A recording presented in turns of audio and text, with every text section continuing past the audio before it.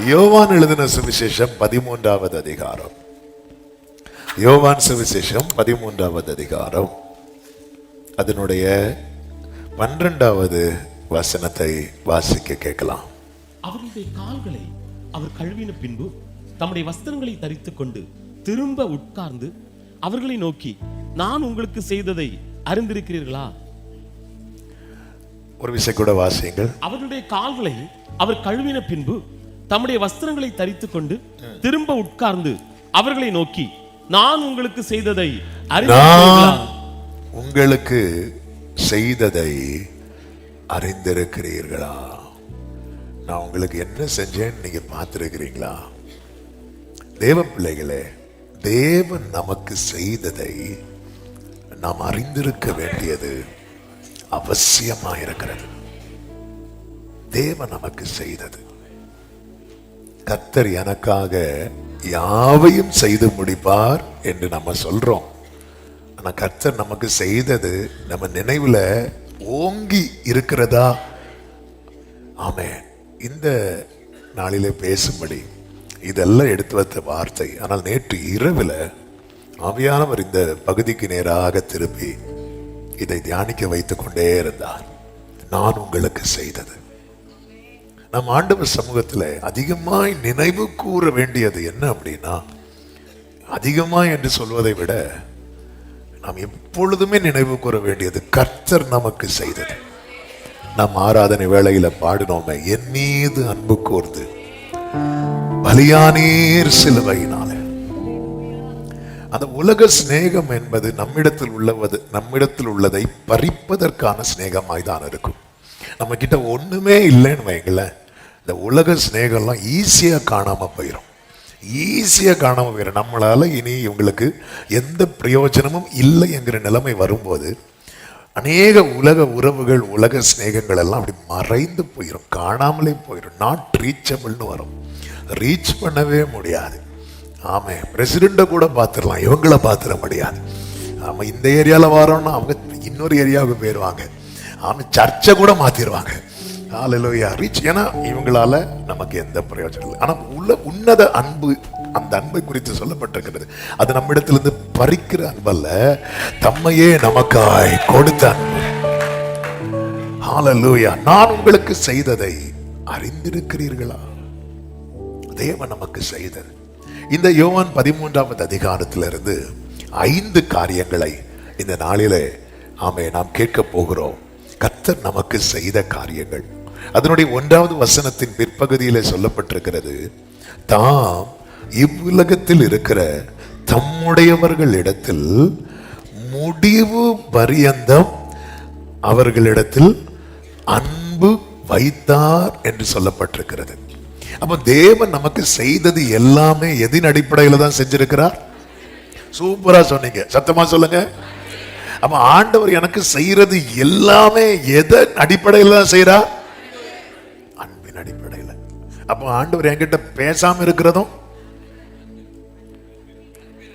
அவருடைய அன்பு முடிவு பரியந்தம். அவர் அன்பின் நிமித்தம் அமர்ந்திருப்ப, பேசாமலே இருப்பார் அன்பின் நிமித்தம்.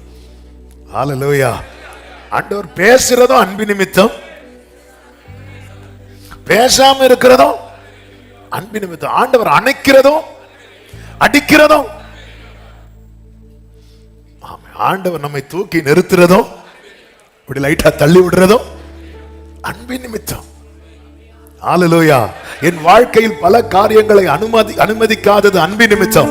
அதே போல சில காரியத்தை அனுமதித்ததும், அனுமதித்ததெல்லாம்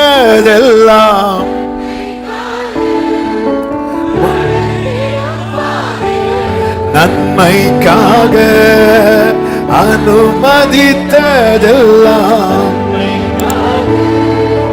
நடத்திடும் பாதைகளும் அதினதின் காலத்தில் எனக்கான யாவும் செய்து முடிப்பே.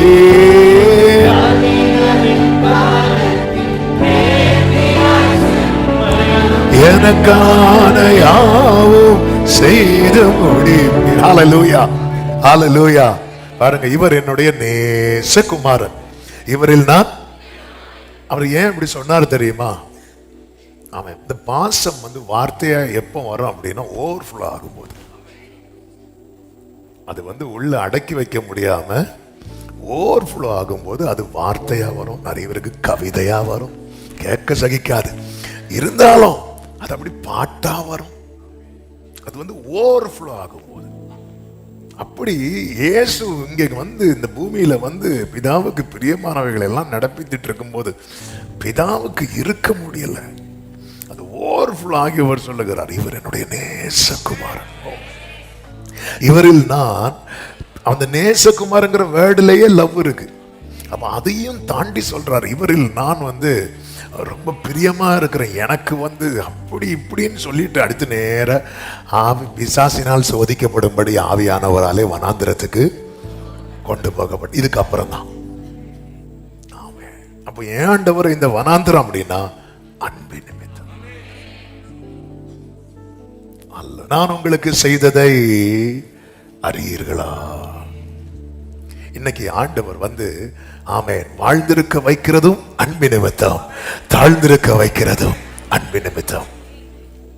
நீங்க இத ஒரு அஸ்திபாரமா வச்சுட்டு இதுக்கு மேல நீங்க எல்லாம் பார்க்க ஆரம்பிச்சீங்கன்னா நீங்க ஆண்டவரை விட்டு உங்களுக்கு விலக மனசே வராது. ஆண்டவர் அன்பின் நிமித்தம் செய்த சில காரியங்கள் இது யோவான் 13 அழகாய் நம்மால் பார்க்க முடியும். அதுல ஒன்று என்ன தெரியுமா? அன்பினால் நம்மை அமர வைத்தார். இங்க என்ன நடக்கிறது அப்படின்னா, இயேசு கிறிஸ்து தம்முடையவர்களிடத்தில் அன்பு கூர்ந்தார் என்று சொல்லப்பட்டிருக்கிறது. அவர்களை எல்லாம் அவரோடு கூட பந்தியில் அமர வைக்கிறார். இயேசுவுக்கு பக்கத்துல நிக்க கூட தகுதி இல்லாதவர்கள், ஆனா அந்த அன்பின் நிமித்தமாய் அவர் என்ன செய்தார் தெரியுமா? அவருடைய சமூகத்துல இன்னும் ஒரு ஸ்டெப் மேல அவரோடு கூட பந்தியில். மத்தேயு சுவிசேஷம் 26வது அதிகாரம் அதனுடைய 20வது வசனத்தில் இப்படி சொல்லப்பட்டிருக்கிறது, வாசியுங்கள். சாயங்காலமான போது பன்னிருவரோடும் கூட அவர் பன்னிருவர் கூட. அதாவது பைபிள் அந்த ஒவ்வொரு வேர்ட் பை வேர்டா பார்க்கும்போது அவன் நம்மளுக்கு சீக்கிரம் பைபிள் படிச்சு முடிக்க முடியாது. அவன் இன்னைக்கு இந்த அத்தனை அதிகாரம் படிக்கணும்னு சொல்லிட்டு படிப்போம். ஆனா அந்த நம்மளை அப்படிதான் ஆவியானவர் பார்க்க வைக்கிற அந்த கூட கூட நம்ம கூட எத்தனை பேர் இருக்க விரும்புறாங்க? நம்ம கூட நம்ம ஃப்ரெண்ட்ல இருக்கிறோம்னா பின்னாடி போய் இருக்கிறவங்களும் இருப்பாங்க. ஹல்லேலூயா. நம்ம கூட எத்தனை பேர் இருக்க விரும்புறாங்க? அவன் கூடவே இருக்கிறவர். அப்ப என்னை தேவன் இன்னைக்கு தேவ சமூகத்தில் அமர்ந்திருக்கிற சிறியோர் முதல் பெரியோர் வர, ஊழியர் முதல் விசுவாசிங்க வர, ஆமே ரட்சிக்கப்பட்டவங்க ரட்சிக்கப்படாதவங்க வர எல்லாரும் தான் சர்ச்சுக்கு வராங்க. ஹல்லேலூயா. எல்லாரும் ஒரு சத்தியத்தை அறிந்து கொள்ளுங்கள். இன்னைக்கு ஆமே கொஞ்சம் ஃபர்ஸ்ட் மாதிரி ஆமே இன்னைக்கு நாம இங்க உட்கார்ந்து இருக்கிறதுக்கு காரணம் என்ன அப்படின்னா அவருடைய அன்பு. அவருடைய அன்பு என்னை அவர் சமூகத்திலே அமர வைத்திருக்கிறது. அவருடைய நேசம் என்னை அவரோடு கூட பந்தி இருக்க. ஒரு சத்தியத்தை கேளுங்கள், இங்கே பந்தியில் யார் இருக்கிறார்களோ அவர்கள்தான் அங்கே அவரோடு கூட. இதே மத்தேயு 26:29 சொல்லப்பட்டிருக்கிறது. ஆமென், வாசியுங்கள்.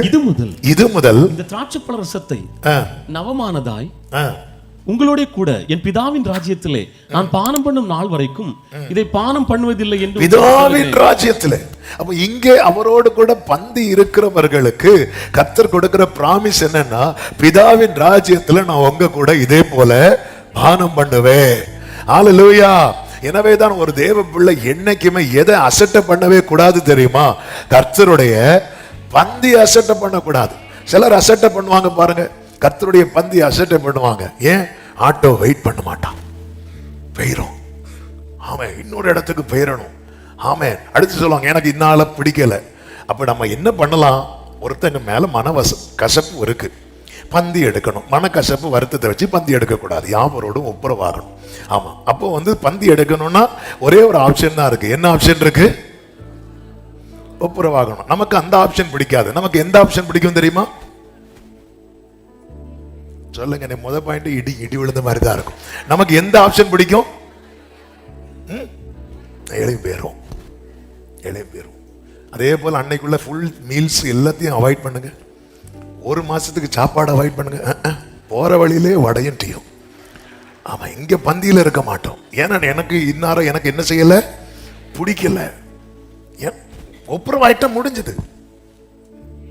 ஆமா, ஒப்புரவாயிட்ட மேட்ரு சால்வ். அவன் எனக்கு கிடைத்த ஒரு பெரிய பாக்கியம் கர்த்தருடைய பந்தி. இது வந்து அவருடைய அன்பு நிமித்தம். நம்ம கிறிஸ்தவ குடும்பத்தில் பிறந்ததுனாலயோ, சர்ச்சில் மெம்பரானதுனாலயோ, ஞானஸ்நானம் எடுத்ததுனாலயோ அல்ல. என்னைக்குமே இதை புரிந்து கொள்ள வேண்டும். எனக்கு வசதி இருக்கு, நான் சர்ச்சு பக்கத்தில் இருக்கிறேன், அல்லது இந்த சர்ச்சில் மெம்பரா இருக்கிறேன், அப்படியெல்லாம் ஒரு நாள் கூட நினைக்கவே கூடாது. அவருடைய கிருபை இல்லாம இதுக்குள்ள நானும் வர முடியாது, நீங்களும் வர முடியாது. அவருடைய அன்பு என்னை அமர வைத்திருக்கிறது. அவருடைய அன்பு என்னை அவர் சமூகத்திலே அமர வைத்திருக்கிறது. தள்ளாமலே என்னை தாங்கின அன்பீதுவே,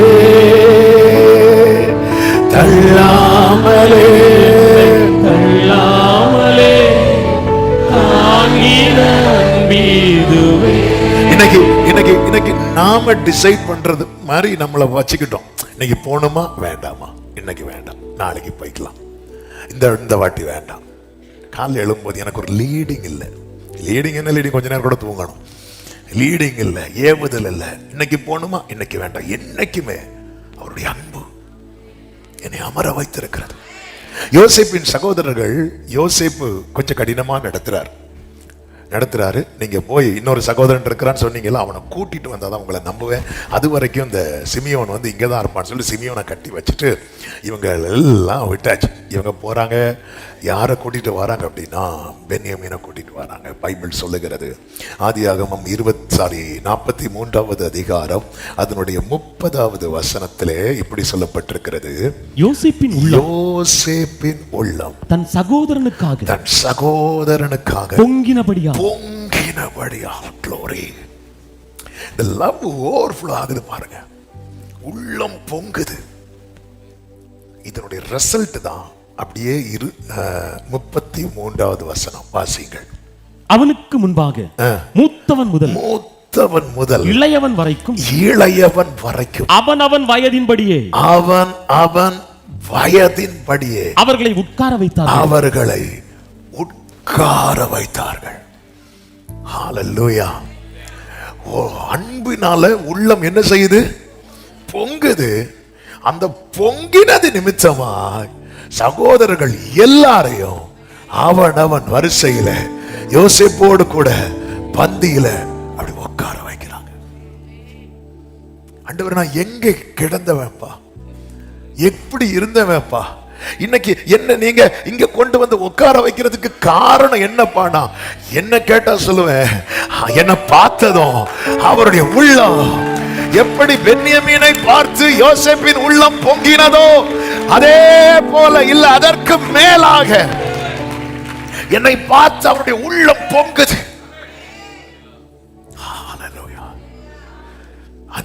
அந்த பொங்கி, அந்த பொங்கல், இந்த வரதமா பொங்கல், அந்த பொங்குது பாருங்க. அப்படி தூக்கி கொண்டு வச்சுட்டார். அப்படி வச்சுட்டார். நம்ம எப்படி இருந்தோம் ஒரு 5 இயர்ஸ்க்கு முன்னாடி, ஒரு 10 இயர்ஸ் பேக் எப்படி இருந்தோம், எங்க கிடந்தோம்? ஆமே ஆமே. அது பயங்கரமான குழியில இல்ல, பயங்கரமான குழி, உளையான சேட்டுல இல்ல, அந்த அர்த்தம். ஆனா அவருடைய உள்ள என்ன செய்யுது தெரியுமா? பொங்குது. பொங்கி என்ன பண்றா? அப்படியே கை நீட்டி எடுத்து கண்மலை மேல நிறுத்தி அடிகளை உறுதிப்படுத்தி, அன்பின் நிமித்தம் என்னை அமர வைத்திருக்கிறார்.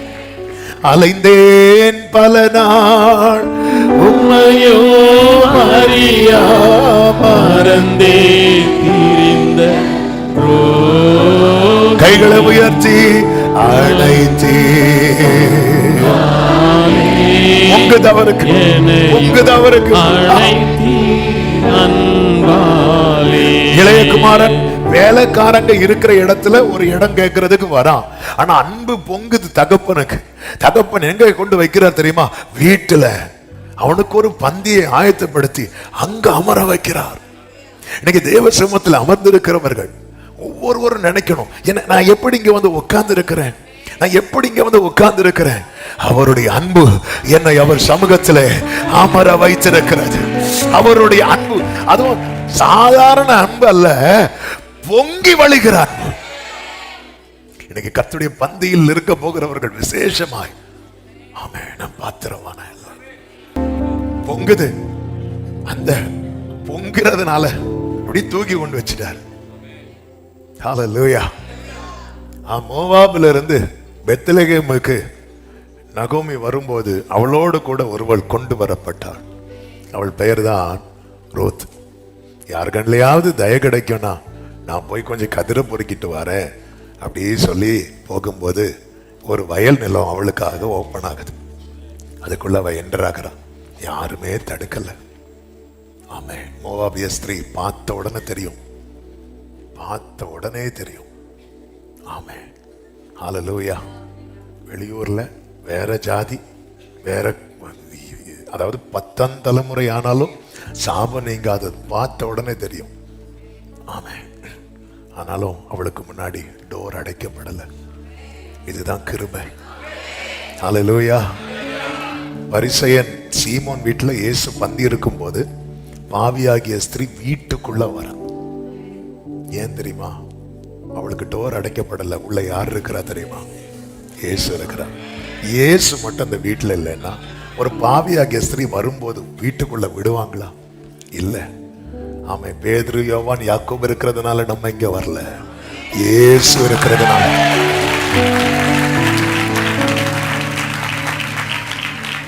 அதனாலதான் நம்ம லைஃபோட காரணரே யாரு தெரியுமா? ஜீசஸ். ஜீசஸ். இந்த அம்மா உள்ள என்ட்ராகிறாங்க. போவாஸ் வரார். அவர் கண்ணுல யார் தென்படுறானா அந்த கூட்டத்திலேயே இருக்கிற லாஸ்ட். ஹல்லேலூயா. ஆமென். நீங்க கடைசியா இருக்கிறீங்க பாருங்க. எதுக்கு அப்படி வச்சிருக்கிறார் தெரியுமா? அவர் கண்ணுல ஃபர்ஸ்ட் மாட்டுறதுக்கு. ஹல்லேலூயா. அதான் சின்னவன் 1000 சிறியவன். கடைசியா இருக்கிற எலிசா எலியாவின் கண்ணுல மாட்டினார். கடைசியா இருக்கிற தாவீது கர்த்தரின் கண்ணுல மாட்டினார். கடைசியா நின்ன ரூத் போவாஸ் கண்ணுல மாட்டினார். உங்களை கடைசியா வச்சிருக்கிறது உங்களை தள்ளுறதுக்கல்ல. ஆமென். ஆண்டவரே எல்லாத்துலயும் நான் லாஸ்ட் வரேன். நீ வெயிட் பண்ணு, ஃபர்ஸ்ட் வருவேன். ஹல்லேலூயா. ஆண்டவரே என் குடும்பத்துல நான் தான்ப்பா கடைசி. வசதியில பார்த்தா கடைசி, படிப்புல பார்த்தா கடைசி, திறமையில பார்த்தா கடைசி, எல்லாத்துலயும் கடைசி கடைசி சொல்லும் போது போவாஸ் வந்து சொல்லுவார், இவன் யாரு? ஆமென். ஹல்லேலூயா. அதனால தான் உலக கணக்கு வேற, அவருடைய கணக்கு வேற. உலக ரேங்க் வேற, அவருடைய ரேங்க் வேற. ஹல்லேலூயா. யாராவது அப்படி ஃபீல் பண்ணிட்டு இதை கேட்டுக்கொண்டிருக்கிறீர்களா? அவருடைய கண்கள் உங்க மேல நோக்கமா இருக்கிறது. இன்னைக்கு நீங்க தேவ சமூகத்துல சமீபத்துல தூரத்துல இருந்தது கேட்கிற சில உள்ளங்களோடு பேசுகிறதை என் ஆவியில உணர்கிறேன். அவருடைய அன்பு உங்களை அமர வைத்திருக்கிறது. அதனால ஒரு பாட்டு உண்டுல, எனக்கு சரியா தெரியாது, எந்த நிலையில் நான் இருந்தாலும் தெரியுமா ஜஸ்டின், என்னை வெறுக்காதவர் என் இயேசு ஒருவரே, என் தேவன் நடுவரே. ஆமென். நிறைய வித்தியாசமா கேக்குது. Okay, right. ஹல்லேலூயா. அன்பின் நிமித்தம், அன்பின் நிமித்தம் இந்த நிலையில். ஆமென். இது வந்து உலக அன்புல அப்ளை ஆகவே செய்யாது. சான்ஸே கிடையாது. இந்த பொங்குது பொங்க ஆரம்பிச்சதும் சகோதரர்களுக்கு நிறைய பொங்க வச்சுட்டார். அவளை உட்காரவை. அன்பு ரூத்தை பார்த்து போவாஸ் சொல்றார். ரூத் 2வது அதிகாரம் 8வது வசனம் 14வது வசனம். அப்பொழுது போவாஸ் ரூத்தை பார்த்து, மகளே கேள், பொறுக்கிக் கொள்ள வேறே வயலில் போகாமலும் இவ்விடத்தை விட்டு போகாமலும் இங்கே என் ஊழியக்கார பெண்களோடு கூடவே இரு. இரு. பின்னும் போவா சாப்பாட்டு வேளையில் அவளை பார்த்து, நீ இங்கே வந்து இந்த அப்பத்திலே புசித்து காடியிலே உன் துணிக்கையை தோய்த்துக்கொள் என்றான். அப்படியே அவள் அறுப்பறுக்கிறவர்கள் அருகே உட்கார்ந்தாள். அவளுக்கு வறுத்த கோதுமையை கொடுத்தான். அவள் சாப்பிட்டு திருப்தி அடைந்து மீந்ததை வைத்து கொண்டாள். அன்பின் நிமித்தம் கர்த்தர் உங்களை அமர வைத்தது உண்டானால் திருப்தி அடைய வைக்காம கர்த்தர் விடவே மாட்டார். ஹல்லேலூயா. அவள் வந்தது திருப்தி அடைய அல்ல, அவள் வந்தது பசி போக்க. ஹல்லேலூயா. ஆமே. ஆனா அவர் உட்கார வச்சிட்டார். அறுப்பறுக்கிறவர்கள் அருகே. இது அன்பு. இன்னைக்கு நம்ம உட்கார்ந்து இருக்கிறோம். இங்க மட்டும் இல்ல, நீங்க தேவ சிம்மத்தில் அமரும் போதெல்லாம் நினைக்கணும், அவருடைய அன்பு என்னை அமர வைத்திருக்கிறது. யோனத்தான் நிமித்த தயவு பாராட்டு பக்க யாராவது இருக்கிறாங்களா? தாவீதுக்கு உள்ளம் பொங்குது. ஆமென். சீபா சொல்ற ஒருத்தன் இருக்கிறான், அவனுக்கு உள்ள வர்றதுக்கு வாய்ப்பே இல்லை ராஜாவே. அதனால அவன் உங்க வீட்டுக்கு வெளியே இல்ல, நம்ம ஏரியா எல்லைக்கு வெளியே ஒரு வீட்டுல இருக்கிறான். தாவீது இங்க பாரு, இந்த அன்பு எழும்பிட்டுன்னு வைங்களேன், இந்த லாலாம் பார்க்கவே மாட்டார். அவர் லவ் தான் பார்ப்பார். ஹல்லேலூயா. லவ்வுக்கு மேல லா கிடையாது, லாக்கு மேலதான் லவ். ஆமே. பிரமாணத்தின்படி பார்த்தா எத்தனை நீதிமான்கள் இங்க இருக்கிறோம். நான் இதுல ஒளிஞ்சிருவேன், நான் கிடையாது. நான் இதுல ஒளிஞ்சாலும் தெரியுமே, அது வேற. ஆமே. எத்தனை நீதிமான் இருக்கிறோம். ஹல்லேலூயா. நம்ம லால வந்தவங்க கிடையாது, லவ்ல வந்தவங்க. ராஜா சொல்ற, அவனை கொண்டு வா. இப்ப மேவிபோசேத்தை தூக்கிட்டு தான் வர முடியும். மேவிபோசேத்துக்கு என்ன இல்லை? இல்ல. மேவிபோசேத்துக்கு இல்ல. மேவிபோசேத்துக்கு எதா இருந்திருந்தா அவனையும் கொண்டிருப்பாங்க. ஆமே. சிலது இல்லாததுனால இன்னும் உயிரோடு இருக்கிறோம். ஹல்லேலூயா. சிலது இல்ல, அதனால இருக்கிறோம். நீங்க எப்படிங்க இருக்கிறீங்க? இல்ல, அதனால இருக்கிறோம். எல்லாம் இருந்திருந்தா இன்னைக்கு நாம இல்ல. ஹல்லேலூயா. எதுவும் இல்ல, அதனால இருக்கிறோம். எது இல்லையோ அது இருந்திருந்தா இல்ல. ஆமென். ஹல்லேலூயா. மோசேக்கு எல்லாத்துலயும் அற்புதம் செஞ்சார், வாய் மட்டும் கொடுக்கல. சிலருக்கு வாய் கொடுத்தா, இவர் மோசே அதை நான் பார்த்துக்கிறேன், வேண்டாம் வேண்டாம் வேண்டாம். ஹல்லேலூயா. நிறைய சில ஆண்டவர் எனக்கு மட்டும் பேசுற திறமை இருந்தா நீ என்னையே விரட்டுவ, வேண்டாம். ஹல்லேலூயா. எனக்கு மட்டும் வேண்டாம் வேண்டாம். சிலது இல்லை. ராஜா சொல்ற, தூக்கிட்டு வா அப்படின்னு. இப்ப மேவிபோசேத்தை தூரத்துல இருந்து தூக்கிட்டு வராங்க. எல்லைக்குள்ள இந்த பிரமாணமே என்ன தெரியுமா? ஜப்பானியும் முடவனும் உள்ள வரக்கூடாது. அந்த டாபிக்குள்ள நான் போகல. இப்ப வரும்போது எல்லாரும் தடுத்திருப்பாங்களா இல்லையா? மேவிபோசேத்தை தடுத்திருப்பாங்க. அவன் நிறுத்து, உடனே சொல்லுவான், ராஜா ராஜா. தடுக்க வந்தவன் எல்லாம் தள்ளி தள்ளி போறான். ஒரே ஒரு காரியம் தான், ராஜா வர குறை சொல்லி இருக்கிறார். அவ்வளவுதான். யாரும் நம்மை தடுக்காம இன்னைக்கு நம்ம உள்ள கொண்டு வரப்பட்டிருக்கிறோம். அன்பு நிமித்தம் மேவிபோசேத் உள்ள வந்து இப்படி கேட்கிறான், செத்த நாயை போல இருக்கிற என்ன நீங்க நோக்கி பாத்தீங்களே? சொல்றார், மேவிபோசேத்தே பயப்படாத, உன் தகப்பனாகி சவுலின் நிலங்களை எல்லாம் நான் திருப்பி கொடுப்பேன். அது மட்டும் இல்ல, என் பந்தியிலே நித்தம் அப்பம் புசிப்பாய். வேதம் சொல்லுகிறது, மேவிபோசேத் ராஜாவின் பந்தியில் 2 சாமுவேல் 9:13 நித்தம் அசனம் பண்ணுகிறவனாய் இருந்தபடியினாலே எருசலேமிலே குடியிருந்தான். அவனுக்கு 2 காலம் முடமாயிருந்தது. அவன் எருசலேமிலே. அவன் மேவிபோசேத்தை பார்த்து கேட்கும் போதெல்லாம் என்ன சொல்லுவான் தெரியுமா? மண்பின் கைட்டா என்னை என்னைக்குமே இன்னைக்கு விட்டா பாடிட்டே இருக்கலாம். ஆண்டவருடைய அன்பை பேசினா வார்த்தைக்கு வார்த்தை பாட்டு தான் வரும், அதுக்கு மேல ஒண்ணுமே வராது. தேவனுடைய அன்பு அவ்வளவு பெருசு. இன்னைக்கு நம்ம கொண்டு வரப்பட்ட எங்கேயோ இருந்தோங்க, தூரமாய் கிடந்தோம். ஆமை காணியாட்சிக்கு புறம்பா இருந்தோம். ஆமை இந்த லா படி பார்த்தா நம்ம மேல என்னதான் எரியணும் தெரியுமா? கல்லு தான் எரியணும். ஆனா அதுக்கு மேல அவர் வைத்த லவ், அன்பு, அன்பினாலே இழுக்கப்பட்டு, அன்பினாலே சேர்க்கப்பட்டு, அன்பினாலே அவர் சந்நிதியிலே அவரோடு கூட பந்தியிலே அமர வைத்திருக்கிறார். அன்பு நிமித்தம் அவர் செய்த இரண்டாவது காரியம், யோவான் 13வது அதிகாரம் 3, 4, 5 வசனங்களை வாசிக்கலாம். நம்முடைய கையில் பிதா எல்லாவற்றையும் ஒப்பு கொடுத்தார் என்பதையும், எல்லாவற்றையும் ஒப்பு கொடுத்தார் என்பதையும், தாம் தேவனிடத்திலிருந்து வந்ததையும், நாம் தேவனிடத்திலிருந்து வந்ததையும், தேவனிடத்திற்கு போகிறதையும், தேவனிடத்திற்கு போகிறதையும் இயேசு அறிந்து, இயேசு அறிந்து. நல்ல கவனமா கேளுங்க. தேவனிடத்திலிருந்து வந்திருக்கிறார், இப்ப எங்க போக போகிறார்? தேவனிடத்தில் போக போகிறார். அவரை பொறுத்த வரைக்கும் என்ன அப்படின்னா, நான் போகும்போது சிலர் பார்த்துருக்கீங்களா, சிலர் சில ஏரியால இருந்து இன்னொரு இடத்துக்கு போகும்போது எல்லாத்தையும் கொண்டு போவாங்களாம் கேட்டா இல்ல. ஆனா அவங்களுக்கு எது ரொம்ப தேவையோ அதை விட்டுட்டு போகவே மாட்டாங்க, போகவே மாட்டாங்க. எது ரொம்ப தேவையோ, சில சின்ன பிள்ளைங்க எல்லாம் வெளியே எங்க போனாலுமே, சில பிள்ளைங்க பாருங்க கையில ஒரு சின்ன டால் வச்சிருப்பாங்க, அதை மிஸ் பண்ணவே கூடாது. அவங்களுக்கு யார் யாருக்கு எது எது ரொம்ப ப்ரெஷியஸோ அதை விட்டுட்டு போக அவங்களுக்கு என்ன இருக்காது தெரியுமா? மனசே இருக்காது. இப்போ இயேசு போகிறதை அறிந்து இவர் இப்படியே போயிட்டாருன்னா, அதாவது இவர்களை சுத்திகரிக்காமல் போயிட்டாருன்னா, இவங்களை விட்டுட்டு போனதுக்கு சமம், இவங்களை இழந்துட்டு போனதுக்கு சமம். இயேசு பாருங்க, எல்லாத்தையும் இந்த பூமியில விட்டார், எதுவுமே வேண்டானே விட்டார்.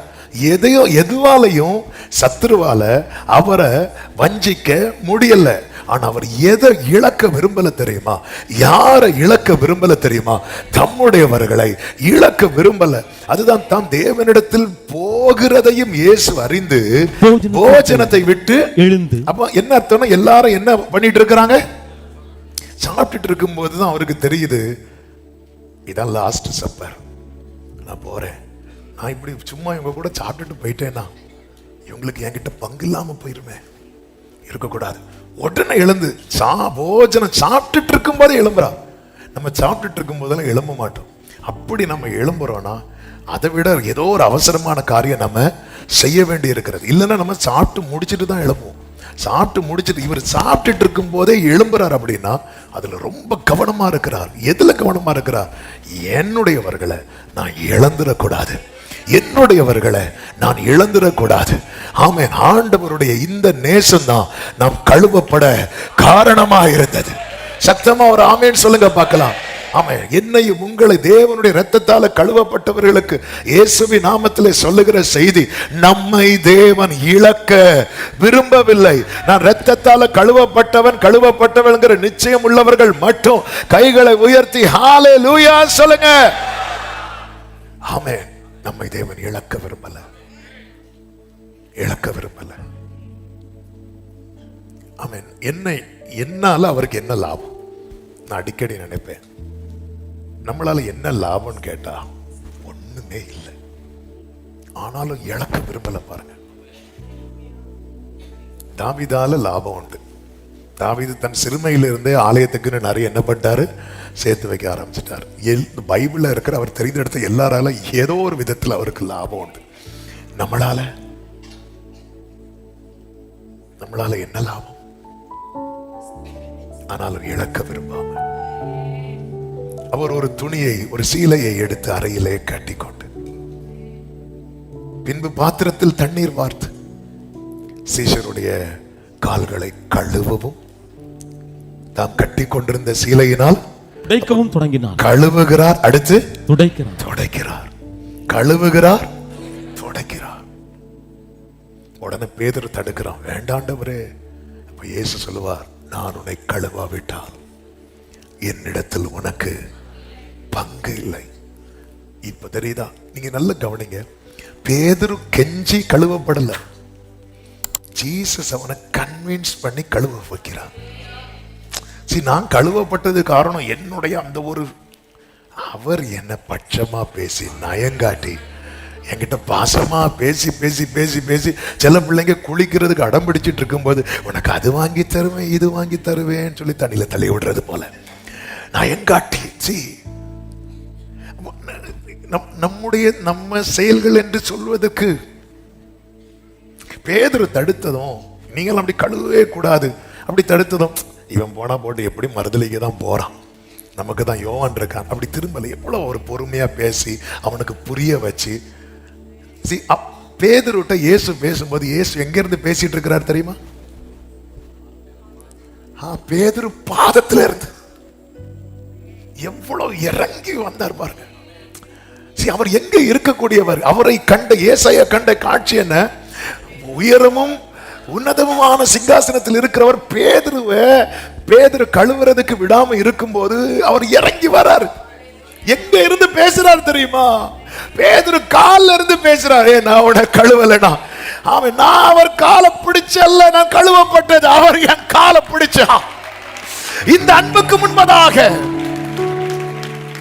நான் அவர் காலை பிடிச்சல். நம்ம என்ன, அவர் இவ்வளவாய் தம்மை தாழ்த்தி, ஒரு பக்கம் பிதா மேல இருக்கிற அன்பு, இன்னொரு பக்கம் இந்த பாவி மேல இருக்கிற அன்பு. ஹல்லேலூயா. அவர் அப்படி உட்கார்ந்து காலை கழுவும் போது பேதுரு ஏன் காலை கழுவ கூடாது? பேதுருவே காலை பிடிச்சிட்டு, பேதுருவே நான் கழுவலைன்னா பங்குல பேதுருவே, எனக்கு உனக்கும் எந்த சம்பந்தமே இல்லாம போயிடும். அற்புதத்துக்காக மட்டும் இயேசுவின் இடத்துல வருகிறவர்களுக்கும் இயேசுவுக்கும் சம்பந்தமே கிடையாது. கானானிய ஸ்திரீ வந்தா அவளுக்கும் இயேசுவுக்கும் சம்பந்தம் கிடையாது. அற்புதம் கிடைச்சது, போயிட்டாங்க. 100க்கு அதிபதி வந்தான், சம்பந்தம் கிடையாது, அற்புதம் கிடைச்சது. சுகத்துக்காக, அற்புதத்துக்காக, விடுதலைக்காக வருகிறவர்களுக்கு அவர் கொடுப்பார். அவரிடத்தில் இருக்கிறது சம்பூர்ணமாய் கொடுக்கிறவர். ஆனா சம்பந்தம் அவரோடு வேணும்னா கழுவப்பட்டுதான் ஆகணும். இயேசுவின் இரத்தத்தால ஒருத்தங்க ஒப்பு கொடுக்கணும். பேதுரு ஒப்பு கொடுக்கிறான், என் கால்களை மட்டுமல்ல ஆண்டவரே, என முழுவதுமாய். பேதுருவும் பாருங்க, இது இப்படி அவர் அந்த உறவை ரொம்ப வேல்யூ பண்றார் ஜீசஸ். நீங்க எல்லாத்தையும் விட்டு ஆண்டவர்கிட்ட திரும்பிட்டீங்கன்னு வைங்களேன், அவ்வளவு உங்களை ஆனர் பண்ணுவார்.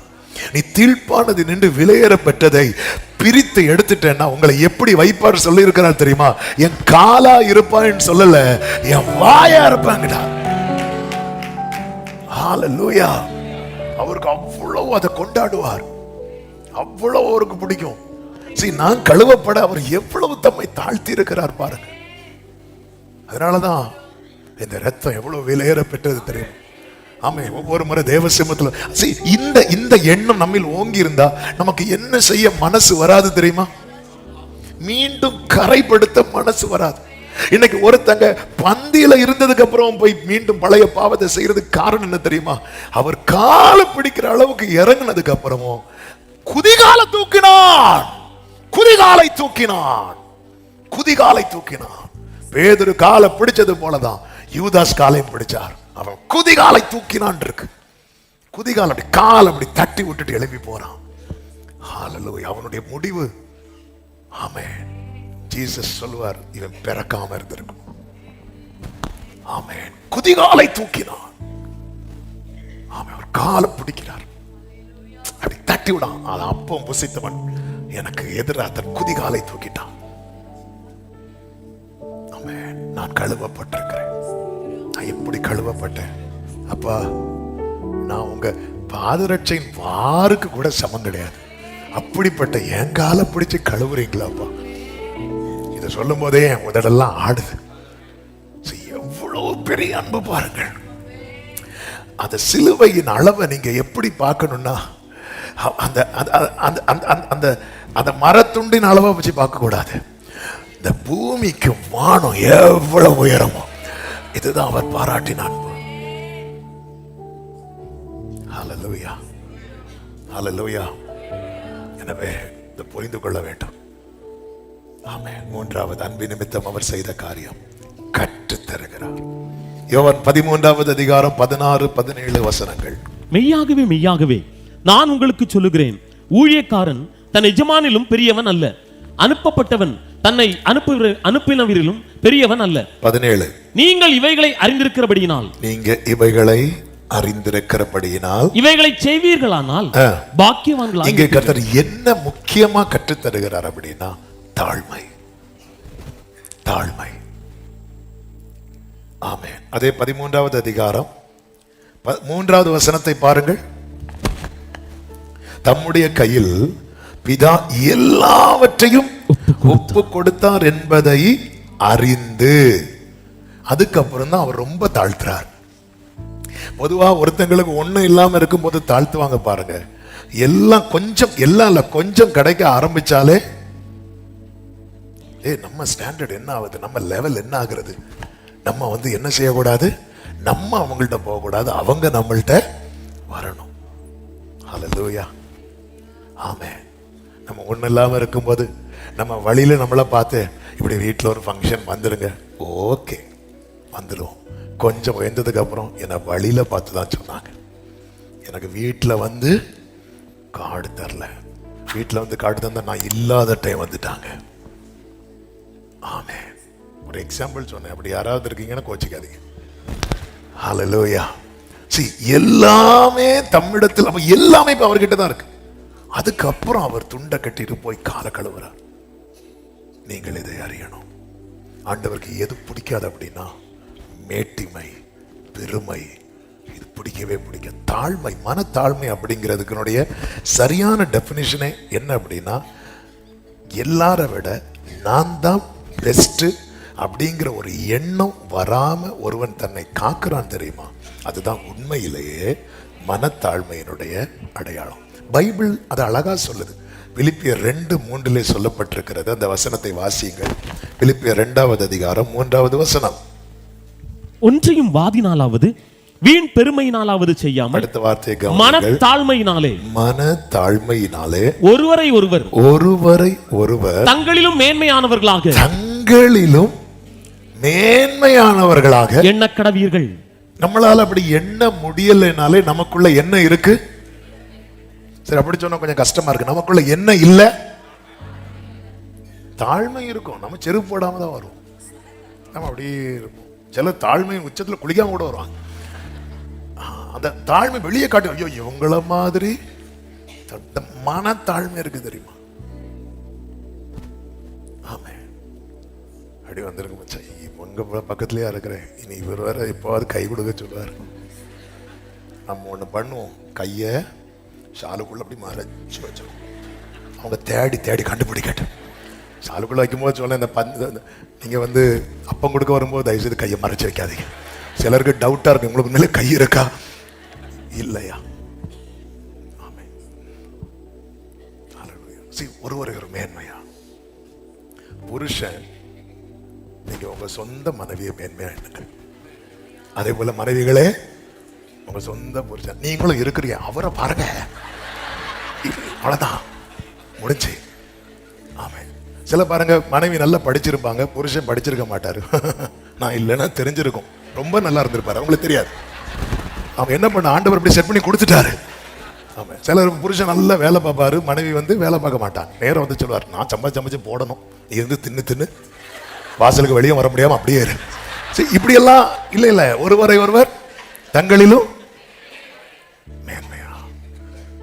அதனாலதான் புருஷனை தலையாகவும் மனைவிய சரீரமாகவும் வச்சிருக்கிறார். ஆமே, தலை இல்லைன்னா தெரியும், தலை மட்டும் இருந்தாலும் தெரியும். ஆமே, ஒண்ணும் செய்ய முடியாது. ஹல்லேலூயா, ஹல்லேலூயா. ஆமே, ஆண்டவர் எப்படி இணைச்சு வச்சிருக்காரு, எதையுமே மேன்மையா நினைக்கிறேன். அற்பம், அந்த ஒருத்தங்களை நான் அற்பமா பார்க்கிறேன், அதுதான் அதுக்கு ரீசனே எனக்குள்ள ஏதோ ஒரு விதத்துல மேட்டிமை குடியேறிட்டு. மேன்மைக்கு முன்னானது தாழ்மை. இயேசு கிறிஸ்து சிலுவையின் மரண பரியந்தம் தம்மை தாழ்த்தினார். ஆண்டவர்கிட்ட டெய்லி சுத்திகரிக்கப்பட ஒப்பு கொடுக்கணும். பொதுவாகவே இந்த ஆவிக்குரியவர்களை பிடிக்கிற பெருமை உண்டு, அது ரொம்ப டேஞ்சர். ரொம்ப ஜோம் பண்ணும்போது ரொம்ப ஜோம் பண்ணணும். ஆனால் ஜோம் பண்ணும்போது நம்ம அறியாமலே நான் ரொம்ப இந்த பரிசையை பிடிச்சி பார்த்தீங்களா, நான் உபவாசம் பண்றேன். ஆமே, ஹல்லேலூயா. நான் இப்படி தான் வாய் திறந்துட்டேன். நான் 2008லயோ 2009லயான்னு நினைக்கிறேன், 2009லயோ 2010லயோ இந்த ஆகஸ்ட் ப்ரேயரில் ஃபஸ்ட்டு ஒரு 3 வேளை சாப்பிடாம கண்டினியூஸாக ஃபாஸ்டிங். அந்த டைமில் ஃபாஸ்டிங் அப்படி போகுது, ஃபயர் தான் போகும். அப்படி நைட்டு ஃபுல்லாக ஜபம், அப்படி ஜபம், அப்படி இப்படி போச்சு. ஒரு 8 நாள் 10 நாள் அப்படி போயிட்டே இருக்கும்போது அப்படி நம்மளை அறியாமல் ஒரு பெருமை வந்து பிடிச்சது. நமக்கு தெரியல, நமக்கு அடி வாங்கின பிறகு தான் தெரியும். ஆமாம், அது வரை நமக்கு தெரியாது. அப்படி வந்தோன்னா யாராவது சிலர் வந்து அப்படி சர்ச்சில், அப்போ நான் நடத்த மாட்டேன், நான் பின்னாடி இருப்பேன், அப்பா தான் நடத்திட்டு இருப்பாங்க. யாராவது அப்படி 12 மணி ஆகும்போது 1 மணி ஆகும்போது ஏதாவது பிஸ்கட் பாக்கெட் எடுத்து இவ்வளோ தான், வேற ஒன்றுமே இல்லை. அவ்வளோதான். ஒரு வெள்ளிக்கிழமை மத்தியானம் எனக்கு ஆயிட்டு, அவ்வளோதான். குடலெல்லாம் புண்ணாகி எனக்கு வாயெல்லாம் புண்ணு, இங்கிருந்து தண்ணி கூட குடிக்க முடியாது. ஐயோ, என்னால் தாங்க முடியல. அப்போ நான் நினைக்கிறேன், ஃபாஸ்டிங்லாம் இருக்கக்கூடாது, அதெல்லாம் சும்மா பாதிக்கப்பட்டவனுக்கு தான் தெரியும்.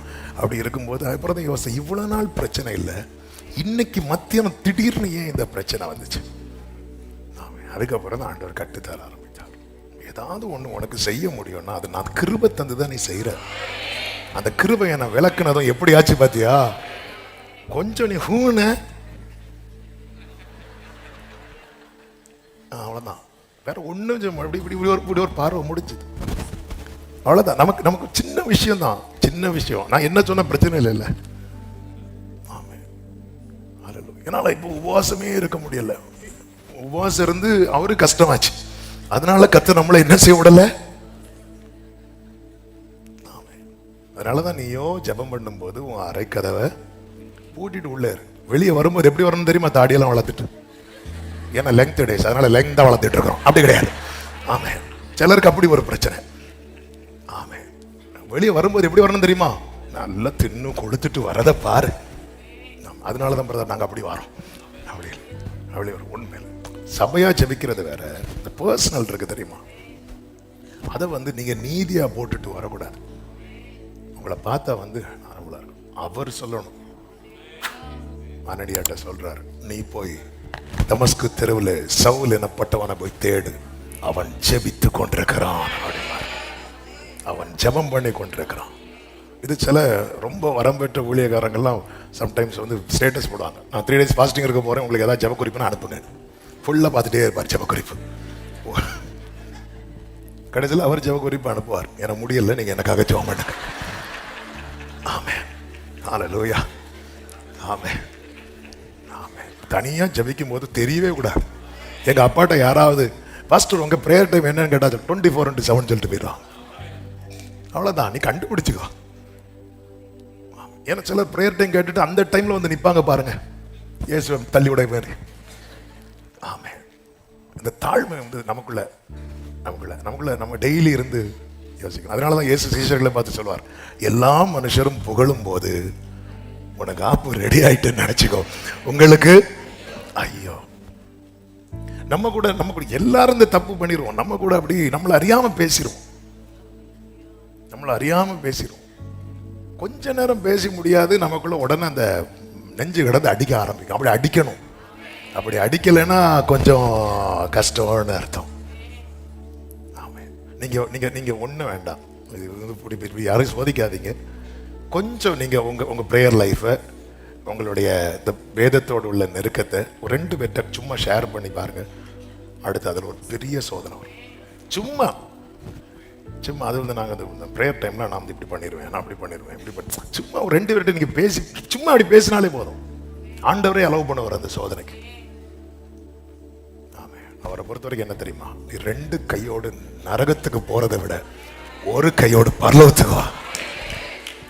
இதுதான் ஆண்டவர். கொஞ்சம் அப்படி நாங்கெல்லாம் முந்தி எப்படி பண்ணோம் தெரியுமா? அது அப்படி முந்தி சொல்லிட்டு இருப்போம் தெரியுமா? அது முந்தியே தான் இருக்கும். இன்னைக்கு அது வராது. எப்பவுமே புரிந்து கொள்ளுங்கள், தேவன் வைத்திருக்கிற செட்டப்பை முந்தின ஆலயத்தின் மகிமையை காட்டிலும் பிந்தின ஆலயத்தின் மகிமை. அப்ப நான் முன்னாடி என்ன செஞ்சோம் அதை விட பின்னாடி மகிமையா இருக்கணும். இதுதான் தேவன் வைத்திருக்கிறது. அதுக்கு நம்ம தடையாயிடக்கூடாது. அதனாலதான் இயேசு கற்றுத்தருகிறார்.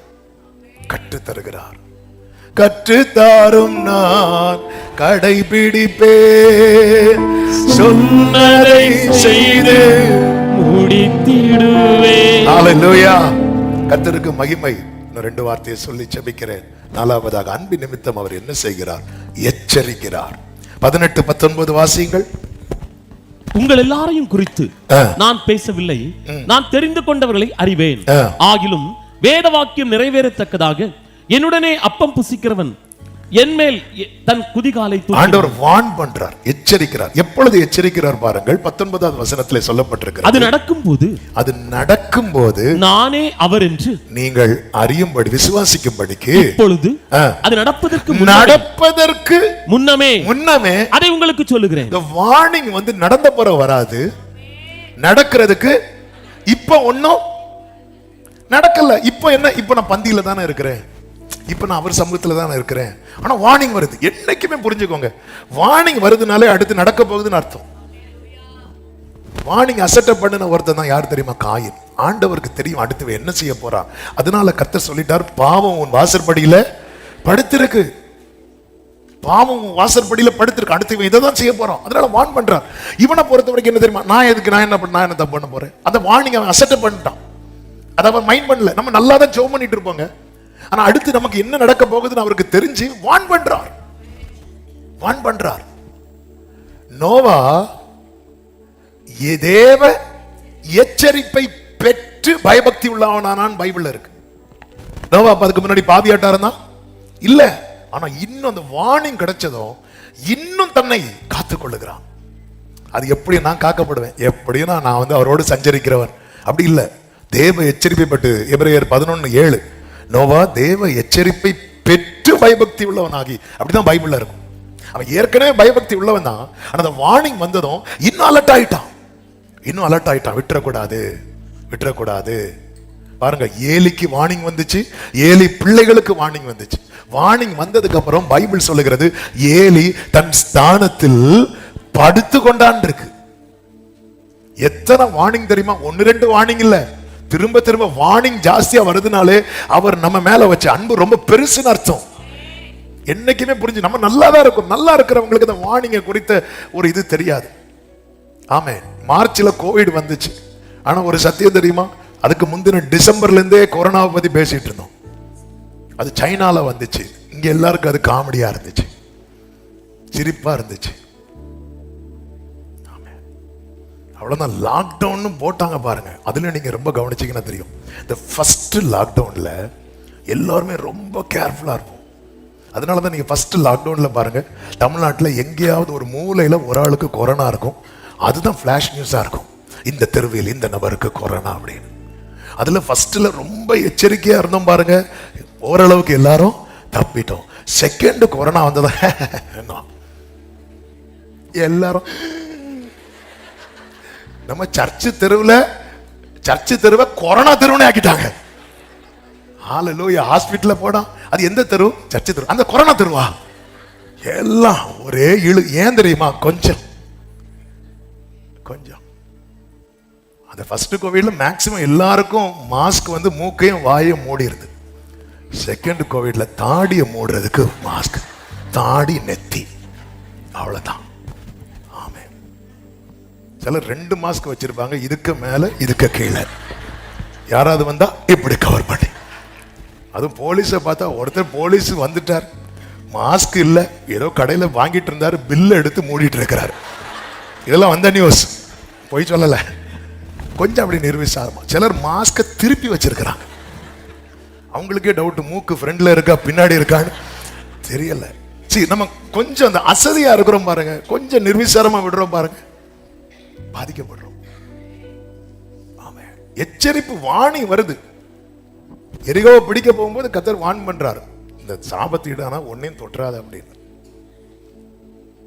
ஜெயிச்சிட்டாங்க. ஜெயிக்கிற கேப்ல ஒருத்தன் தொட்டான். யோசுவா நினைச்சிருப்பார், ஆமா எப்படின்னு அடுத்து நம்ம ஜெயிக்க தான் போறோம். ஆண்டவர் ஃபர்ஸ்டே வான் பண்ணாரு. நம்ம எதுக்கும் கேட்டு பார்ப்போம், ஏதாவது எடுத்தீங்களா? ஒரு யுத்தத்துக்கு போறதுக்கு முன்னாடி நம்ம ஜஸ்ட் கேட்டு பார்க்கலாம், செக் பண்ணி. ஒன்னும் செக் பண்ணல, ஒன்னும் இல்லை. ஏன்னா வந்து எப்படியும் வாய்ப்பில்லை. ஆண்டவர் ஆல்ரெடி சும்மா வான் பண்ண மாட்டாருங்க ஆண்டவர். அதனாலதான் தாவீது ஜெபிக்கிறோம் பாருங்க, வேதனை உண்டாக்கும் வழி என்னிடத்தில் உண்டோ என்று. இன்னைக்கு நான் நல்லா இருக்கிறேன்ப்பா, இன்னைக்கு நான் உங்க சமூகத்தில் இருக்கிறப்ப, நாளைக்கு நான் எப்படி இருப்பேன்னு உங்களுக்கு தெரியும். என் காலங்கள் உங்க கரத்துல இருக்கு, நீங்க பாருங்கப்பா. அப்படி ஏதாவது நாளைக்கு நான் ட்ராக் மாறது மாதிரி இருக்குதுன்னா, என்னை நித்திய வழியிலே என்ன ஜபங்க இது, என்ன பிரேயருங்க இது, டெய்லி பண்ணணும் நீங்க இந்த ஜபத்தை. ஆண்டவர் நீங்க பாருங்க, இன்னைக்கு ஓகே கத்தோடைய பந்தி இருக்கு, வந்து உட்காந்துட்டேன், அடுத்து நான் என்ன பண்ண போறேன், எப்படி இருக்க போறேன்னு உங்களுக்கு தான் ஆண்டவரே தெரியும். நீங்க பார்த்து என்ன நித்திய வழியிலே நடத்தும். என்ன பிரேயருங்க இது! நம்ம இன்னைக்கு இருக்கிறத வச்சு நம்ம ஒரு நாளும் மதிப்பிடக்கூடாது. அதனாலதான் நான் நிற்கிறேன் என்று எண்ணுகிறவன் விழாதபடிக்கு ஆண்டவருடைய எச்சரிப்பு. 1 கொரிந்தியர் 10:11 சொல்லப்பட்டிருக்கிறது, இவைகள் எல்லாம் திருஷ்டாந்தங்களாக அவர்களுக்கு சம்பவித்தது. அடுத்த வார்த்தை, உலகத்தின் முடிவில் உள்ள நமக்கு எச்சரிப்புண்டாகும்படி எழுதப்பட்டும் இருக்கிறது. ஆமா, இப்ப நம்ம சேஃபா தான் இருக்கிறோம், நல்லா இருக்கிறோம்னு சொல்லிட்டு விட்டு பைபிள்ல வார்னிங் மெசேஜஸ் இருக்கு தெரியுமா? அதையும் படிக்கணும், வாக்கு தத்தத்தையும் படிக்கணும். நமக்கு வார்னிங்லாம் அப்படியே திருப்பவும் பாருங்க உடனே, அது ரொம்ப முக்கியம். நமக்கு வாக்கு தத்தமாய் வரணும்னா இந்த வார்னிங் இருக்குல்ல, அது ரொம்ப முக்கியம். நீ எச்சரிக்கையாயிரு, நீ கவனமாயிரு. திடீர்னு ஆண்டவர் சில நேரத்தில் ஏதாவது ஒரு சொப்பனத்தின் மூலம் உணர்த்துவார் பாருங்க. அந்த டைம் நம்ம சும்மா நல்லா தான் இருப்போம். நல்லா இருக்கும்போது இப்படி ஒரு சொப்பனத்தை ஆண்டவர் காட்டினாரு, வீட்டில் ஏதோ சம்திங், அல்லது இப்படி ஒரு வார்த்தை திரும்ப திரும்ப வந்துட்டே இருக்கு, ஏதோ சம்திங். நல்லா இருக்கும்போது உள்ள ஏறாது. ஆனால் நம்ம பாதிக்கப்பட்டதுக்கு அப்புறம் தான் நமக்கு ஃபீல் ஆகும், ஐயோ ஆண்டவர் இப்படி காட்டினாரு, இப்படி உணர்த்தினாரு. பேதுருட்ட சொன்னார்ல, சேவல் கூவுறதுக்கு முன்னாடி 3 தடவை மறுதலிக்க போற சொல்லிட்டு சொல்லுவாரு, நீ சோதனைக்கு உட்படாதபடிக்கு. அப்போ ஒரு சோதனை இருக்கு, அது எப்படியும் வந்தே தீரும், அப்படி கிடையாது. அந்த சோதனைக்கு உட்படாதபடிக்கு வார்னிங் கொடுக்கிறார் ஆண்டவர். இந்த இடத்துல வச்சு அப்படியே வார்னிங் கொடுக்கிறார் பாருங்க. ஆமே, அந்த நேரத்துல நீங்க நல்லா கவனிச்சீங்கன்னா தெரியும். 13வது அதிகாரம் அதனுடைய 2வது வசனத்தை பாருங்கள். பிசாசானவன் அவன் இருதயத்தை தூண்டின பின்பு அவர்கள் போஜனம் பண்ணி கொண்டிருக்கிறார்கள். அவன் ஏற்கனவே தூண்டிட்டான், அடுத்து என்ன செய்யணும்னு. தூண்டினதுக்கு அப்புறம் தான் எங்க வந்து உட்கார்ந்து இருக்கிறான் தெரியுமா? பந்தியில. அப்ப அதன் அர்த்தம் என்ன? பந்தி முடிச்சதை நான் என்ன செய்ய போறேன்? ஏற்கனவே என்ன பிசாசு தூண்டினானோ அதை செய்ய போறேன். இப்பதான் கர்த்தர் வார்ன் பண்றார். இவ்வளவு வார்னிங் கொடுக்கிறார். நிறைய காரியம் நம்ம செய்யணும்னு தீர்மானிச்சுட்டு அதுக்கப்புறம் சர்ச்சில் வந்து உட்கார்ந்து இருக்கிறோம், போனதும் செய்யறதுக்கு. ஆமா, கர்த்தர் பேசுறார், கர்த்தர் வார்ன் பண்றார். வார்ன் பண்றது மட்டும் இல்ல, 5வது ஒரு வார்த்தையை சொல்லி ஜெபிக்கிறேன், அவர் அன்பாகவே இருக்கிறார். அது அடையாளம் தான். யோவான் 16:26 வாசியுங்கள். யோவான் 13:26 சாரி. இயேசு பிரதியுத்தரமாக, நான் இந்த துணிக்கையை தோய்த்து எவனுக்கு கொடுப்பேனோ அவன் தான் என்று சொல்லி துணிக்கையை தோய்த்து சீமோன் குமாரனாகிய யூதாஸ் காரியோத்துக்கு கொடுத்தார். நல்ல கவனிங்க. இப்படி கொடுத்ததும் யாருக்குமே யூதாஸ் மேல டவுட் வரல. ஏன் வரலன்னா, யூத முறைமையின்படி இந்த துணிக்கைய ரசத்துல அப்படி தோய்த்து ஒரு 10 பேர் இருக்கிறாங்க அப்படின்னா யாருக்கு ஃபர்ஸ்ட் கொடுப்பாங்க அப்படின்னா, யார் அவருக்கு மிகவும் நெருக்கமான நபரோ அந்த நபருக்கு தான் அதை கொடுப்பாங்க. அப்ப யூதாஸ் குதிகால தூக்க போறான்னு தெரிஞ்சும் அவர் மனசுல யூதாஸுக்கான இடம் குறையவே இல்லை. அந்த அன்பு அப்படி துணிக்கையை தோய்த்து அப்படி கொடுக்கிறார். அந்த துணிக்கை வாங்கும் போது அவ அதை புரிந்திருக்கணும்.